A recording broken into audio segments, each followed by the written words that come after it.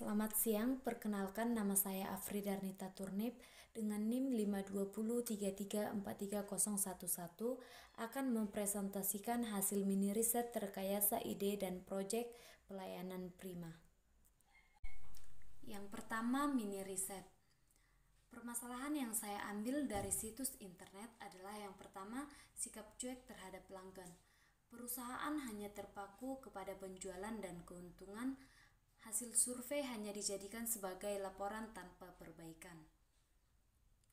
Yang kedua, pada usaha jahit, banyak juga faktor mengapa seseorang pengusaha jasa ditinggalkan oleh pelanggannya.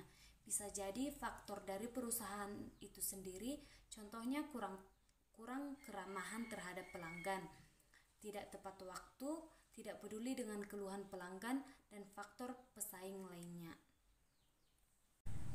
Jadi, dari permasalahan tersebut, saya dapat menyimpulkan bahwa di dalam sebuah perusahaan, permasalahan yang sering terjadi adalah pelayanan yang kurang baik.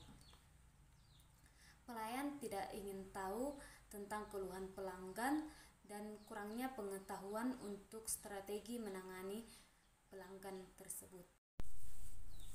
Yang kedua, rekayasa ide. Untuk mengatasi permasalahan tersebut, saya mengambil dua ide. Yang pertama, kotak saran. Kotak saran dapat membuat perusahaan menganalisis dan memperhatikan keluhan apa saja yang diberikan oleh pelanggan. Hal ini dilakukan sebab beberapa pelanggan segan untuk berbicara langsung tentang pelayanan yang kurang baik. Yang kedua adalah kupon. Pemberian kupon setelah selesai mengambil jahitan, di mana kupon ketika telah banyak dapat ditukarkan dalam bentuk barang ataupun diskon pada saat akan menjahit kembali ke tempat tersebut. Yang ketiga, project. Untuk mengatasi permasalahan tersebut, saya membuat dua buah project. Yang pertama adalah pembuatan kotak saran. Ini hasil kotak saran yang saya buat. Ketika pelanggan ingin menyampaikan keluhan kepada tukang jahit, misalnya penjahit kurang ramah ketika melayani, tidak tepat waktu dalam menyelesaikan jahitan, pelanggan akan menyampaikan keluhannya melalui kotak saran, yaitu dengan memasukkan keluhannya ke dalam kotak saran tersebut.